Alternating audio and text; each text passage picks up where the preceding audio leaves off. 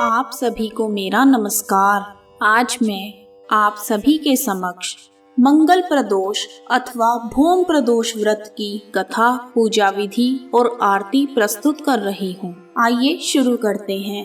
प्रदोष का व्रत प्रत्येक मास की शुक्ल तथा कृष्ण दोनों पक्षों की त्रयोदशी को किया जाता है। इस दिन भगवान शिव तथा माँ पार्वती की पूजा की जाती है। प्रदोष के व्रत में प्रदोष काल यानी संध्या के समय में पूजा की जाती है। इस व्रत को बहुत प्रभावशाली माना गया है।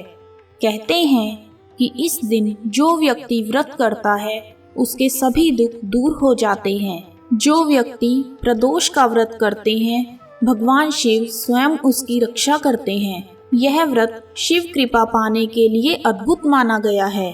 कहते हैं कि जब सभी देवी देवताओं ने त्रयोदशी तिथि को अच्छा न मानकर त्याग दिया था, तब शिवजी भगवान ने इस तिथि को अपनाया था। भगवान शिव त्रयोदशी के दिन व्रत रखने वाले भक्तों का हाथ हमेशा पकड़कर रखते हैं। शिव भगवान को बहुत भोला और आशुतोष माना जाता है, इसलिए वह अपने भक्तों के अपराध बहुत जल्दी क्षमा कर देते हैं। प्रदोष का व्रत रखने से भगवान शिव की असीम कृपा प्राप्त होती है और सुख समृद्धि का वरदान प्राप्त होता है। जो प्रदोष व्रत मंगलवार के दिन पड़ता है वह मंगल प्रदोष व्रत कहलाता है। मंगल ग्रह का एक नाम भौम भी है और यही कारण है कि मंगल प्रदोष को भौम प्रदोष व्रत भी कहते हैं। इस व्रत को रखने वाले सभी भक्तों की स्वास्थ्य संबंधी समस्याएं दूर हो जाती हैं। भौम प्रदोष व्रत जीवन में समृद्धि लेकर आता है। इस दिन को कर्ज उतारने के लिए बड़ा ही श्रेष्ठ माना जाता है। भौम प्रदोष का व्रत कुंडली में चल रहे मांगलिक दोषों से छुटकारा पाने के लिए भी अति उत्तम माना गया है। भौम प्रदोष व्रत की कथा शुरू करने से पहले आइए जानते हैं प्रदोष को प्रदोष कैसे कहा जाने लगा। प्रदोष को प्रदोष कहने के पीछे एक कथा जुड़ी हुई है। चंद्रदेव को एक बार क्षय रोग हो गया था, जिसके चलते उन्हें मृत्यु के समान कष्ट हो रहा था। भगवान शिव ने चंद्रदेव के दोष का निवारण कर उन्हें त्रयोदशी के दिन पुनः जीवन दान दिया था। इसलिए त्रयोदशी के दिन को प्रदोष का दिन कहा जाने लगा। आइए अब शुरू करते हैं मंगल प्रदोष अथवा भौम प्रदोष की व्रत कथा। एक बार एक बुढ़िया थी। वह अपने इकलौते बेटे मंगल के साथ रहती थी। वह प्रतिदिन हनुमान जी की पूजा किया करती थी। प्रत्येक मंगलवार को नियम पूर्वक व्रत रखकर वह बुढ़िया हनुमान जी का पूजन करती थी। उस दिन वह न तो घर को लीपती थी और ना ही मिट्टी खोदती थी।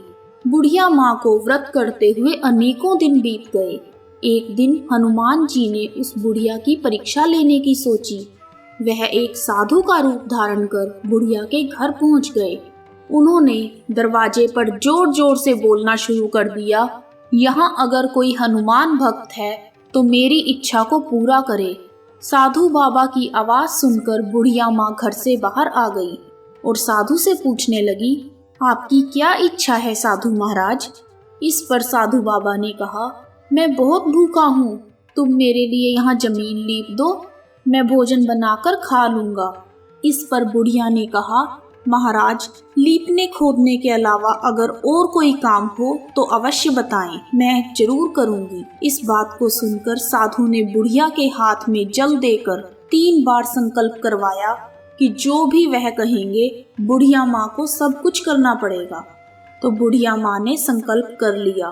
तब साधु ने बुढ़िया से कहा कि अपने बेटे को बुला, मैं उसकी पीठ पर आग जलाकर भोजन बना लूंगा।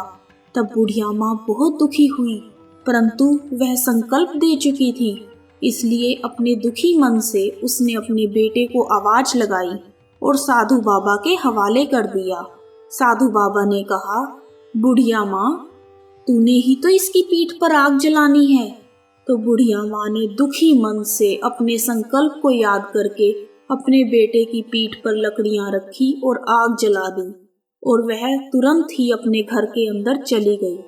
कुछ देर के बाद साधु बाबा ने बुढ़िया को आवाज दी कि बुढ़िया माँ खाना बन चुका है, आओ बाहर आ जाओ, सब मिलकर खाना खाएंगे।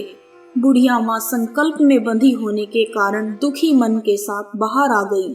तब साधु बाबा बोले, अपने बेटे को तो बुला ले, सब इकट्ठे बैठकर खाएंगे। बुढ़िया माँ ने साधु बाबा से कहा, मेरे बेटे की पीठ पर आग जलाकर ही तो खाना बना है, मेरे मन को और दुखी ना करें, वह कहाँ से आएगा। साधु बाबा ने बुढ़िया माँ की एक नहीं सुनी और कहा, एक बार आवाज तो लगाओ।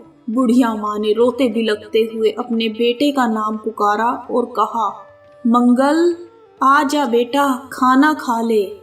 इस पर बेटा घर के अंदर से दौड़ता हुआ आया और माँ के सामने खड़ा हो गया। बुढ़िया माँ बेटे को जीवित देखकर हैरान रह गई और साधु महाराज से पूछने लगी, हे बाबा, यह चमत्कार कैसे हुआ। साधु महाराज अपने वास्तविक रूप में प्रकट हो गए। हनुमान जी को अपने घर में देखकर बुढ़िया का जीवन सफल हो गया। हनुमान जी ने बुढ़िया और उसके बेटे को भक्ति का आशीर्वाद दिया और अंतर्ध्यान हो गए। हे प्रभु, जैसे आपने बुढ़िया माँ और उसके बेटे को दर्शन देकर कृतार्थ किया, वैसे ही हम सब पर भी अपनी कृपा दृष्टि बनाए रखना। कहानी सुनने वालों का भी भला और सुनाने वालों का भी भला। कथा समाप्त। जय हनुमान जी की। ओम नमः शिवाय। पूजा विधि। त्रयोदशी के दिन प्रदोष काल में यानी सूर्यास्त से 3 घड़ी पूर्व शिव भगवान का पूजन करना चाहिए। भौम प्रदोष व्रत की पूजा शाम 4:30 बजे से लेकर शाम 7 बजे तक के बीच में की जाती है और व्रतधारी को चाहिए कि शाम को दोबारा स्नान करके स्वच्छ वस्त्र धारण कर लें, पूजा स्थल अथवा पूजा गृह को शुद्ध कर लें और यदि व्रतधारी चाहे तो शिव मंदिर में जाकर भी पूजा कर सकते हैं। 5 रंगों से रंगोली बनाकर मंडप तैयार करना चाहिए। पूजन की सभी सामग्री को एकत्रित कर लें। कलश में शुद्ध जल भी भरना चाहिए और कुश के आसन पर बैठकर भगवान शिव की पूजा विधि विधान से करनी चाहिए। ओम नमः शिवाय कहते हुए शिव भगवान को जल अर्पित करें और इसके बाद दोनों हाथ जोड़कर शिव भगवान का ध्यान करें। ध्यान के बाद भौम प्रदोष व्रत की कथा सुननी चाहिए और कथा समाप्ति के बाद हवन सामग्री मिलाकर 11 या 21 बार या फिर 108 बार ओम ह्रीम क्लीम नमः शिवाय स्वाहा मंत्र से आहुति देनी चाहिए। उसके बाद भगवान शिव की आरती करनी चाहिए और वहां उपस्थित गणों को आरती दें और उसके बाद प्रसाद को वितरित करें और उसके पश्चात भोजन करना चाहिए। भोजन में केवल मीठी सामग्री का ही उपयोग करना चाहिए। तो भक्तजनों, यह थी भौम प्रदोष व्रत की पूजा विधि। आइए अब शुरू करते हैं शिव भगवान की आरती। ओम जय शिव ओंकारा, स्वामी जय शिव ओंकारा। ब्रह्मा विष्णु सदा शिव अर्धांगी धारा। ओम जय शिव ओंकारा। एकानन चतुरानन पंचानन राजे, स्वामी पंचानन राजे। हंसानन गरुड़ासन वृषवाहन साजे। ओम जय शिव ओंकारा। 2 भुज 4 चतुर्भुज 10 भुज अति सोहे, स्वामी 10 भुज अति सोहे। तीनों रूप निरखता त्रिभुवन मन मोहे, स्वामी जय शिव ओंकारा। अक्षमाला वनमाला रुंडमाला धारी, स्वामी रुंडमाला धारी। चंदन मृग मद सोहे, भाले शुभकारी।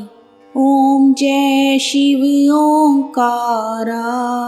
श्वेतांबर पीतांबर बाघांबर अंगे, शिवा बाघांबर अंगे।